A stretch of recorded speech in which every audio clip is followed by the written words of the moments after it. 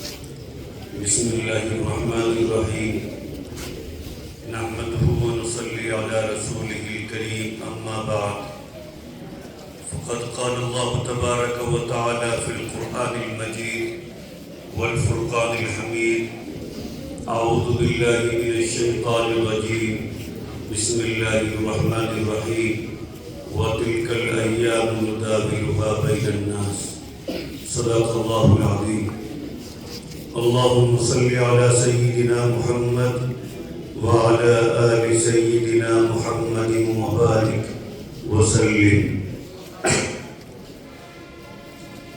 معزز مہمانان کرام، اساتذہ اعظام اور عزیز طلباء، آج ہم سب کے لیے خوشی کا دن ہے، فرحت و مسرت کا دن ہے اور فخر کا دن ہے. آج today India is celebrating its 79th Independence Day.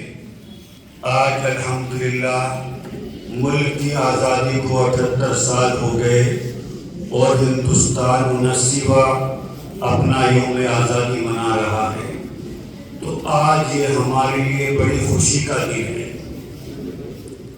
یہ آزادی تمام ہندوستان کے لوگوں کی مشترکہ قربانیوں کا نتیجہ ہے. اس ملک کو ہندو بھائیوں نے، مسلمانوں نے، سکھوں نے، عیسائیوں نے، سب لوگوں نے مل کر کے آزاد کرایا. ہمیں اپنے تاریخ کو یاد رکھنا چاہیے. ہندوستان کی جو تاریخ ہے یا ہندوستان کی جو ترقی ہے، اس میں دوسری قوموں کے ساتھ ساتھ مسلمانوں کا جو کنٹریبیوشن ہے، مسلمانوں کا جو رول ہے، وہ انتہائی اہم ہے. محمد بن قاسم سے لے کر کے بہادر شاہ ظفر تک تمام مسلم حکمرانوں نے ہندوستان کو اپنا وطن بنایا اور اس سے محبت کی. اس کی ترقی میں انہوں نے کوئی کسر نہیں چھوڑی. خاص طور سے مغلیہ فرما رواؤں نے ظہیر الدین محمد بابر سے لے کر کے بہادر شاہ ظفر تک تمام سلاطین نے اپنا تن من دھن لگا دیا ہندوستان کی ترقی کے لیے. اور ہندوستان سے مغلیہ فرما رواؤں کو کتنی محبت تھی، ایک واقعے سے آپ اندازہ لگائیں گے کہ جب Babar the greatest Mughal emperor تقریباً 12 سال یا 15 یا 18 سال کا تھا، اور صحیح روایت یہ ہے کہ 12 سال کا تھا، جب اس کے باپ نصیر الدین ہمایوں کا انتقال ہوا اور وہ دلی کی جو ہے سلطنت کے اوپر بیٹھا، تو وہ بہت چھوٹا تھا. اس کی فوج بھی اس وقت اتنی پاورفل نہیں تھی. اس کے ایڈوائزرز جو تھے انہوں نے مشورہ دیا کہ ہم لوگ واپس افغانستان چلے جاتے ہیں، ہم طاقت اکٹھی کریں گے، آپ بھی بڑے ہو جائیں گے، پھر آ کر کے ہندوستان کو لے لیں گے. لیکن اکبر نے کہا کہ میرے دادا ظہیر الدین محمد بابر نے سلطنت مغلیہ کی ہندوستان میں داغ ڈالی.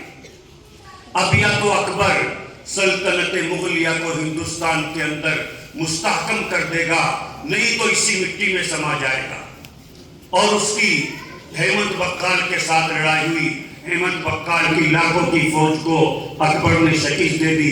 اور اکبر نے اتنی شاندار طریقے سے، ایسے پیار اور محبت کے ساتھ ہندوستان میں حکومت کی کہ چاہے بیربل ہوں یا اس کے دوسرے غیر مسلم جو ہے دربانی ہوں، پورے ہندوستان کے لوگ اس سے خوش تھے. شاہ جہاں نے ہندوستان کو وہ ہندوستان بنایا جو آج ہے.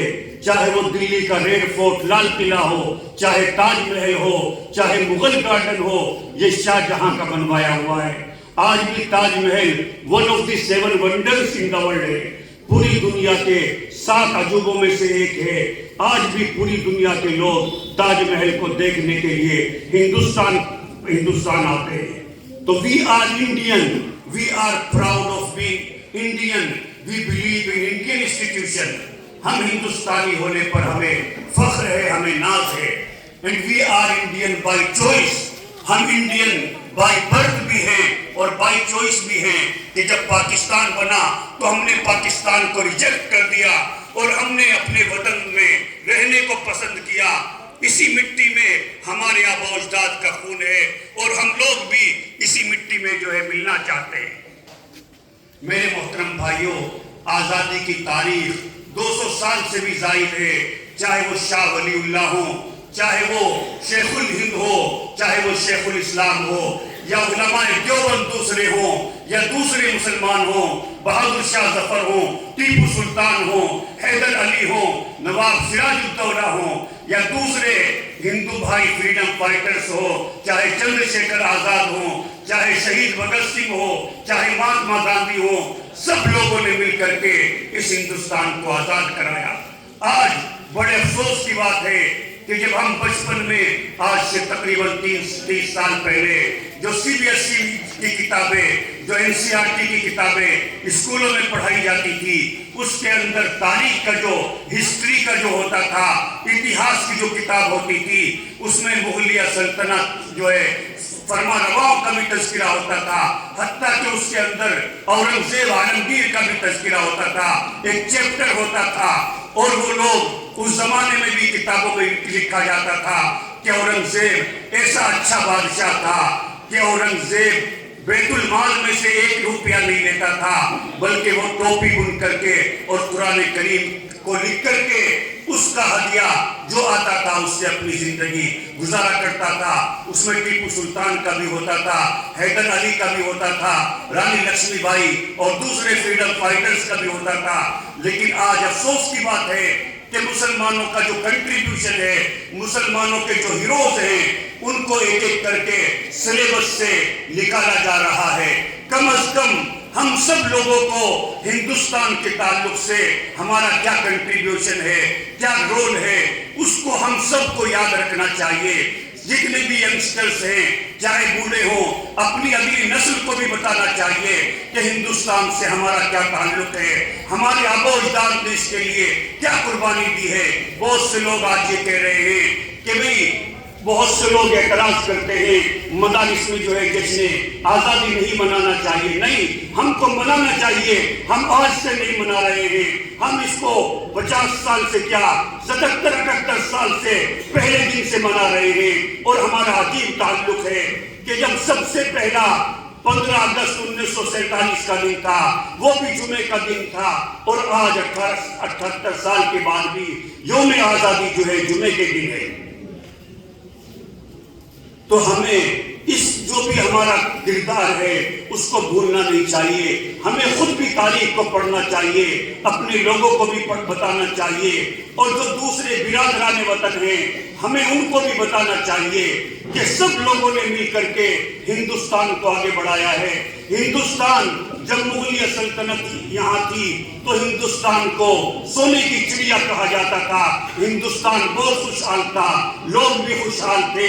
آج بھی یہ دیش اسی وقت ترقی کرے گا جب سب لوگ مل کر کے جو ہے اس کو آگے بڑھائیں گے.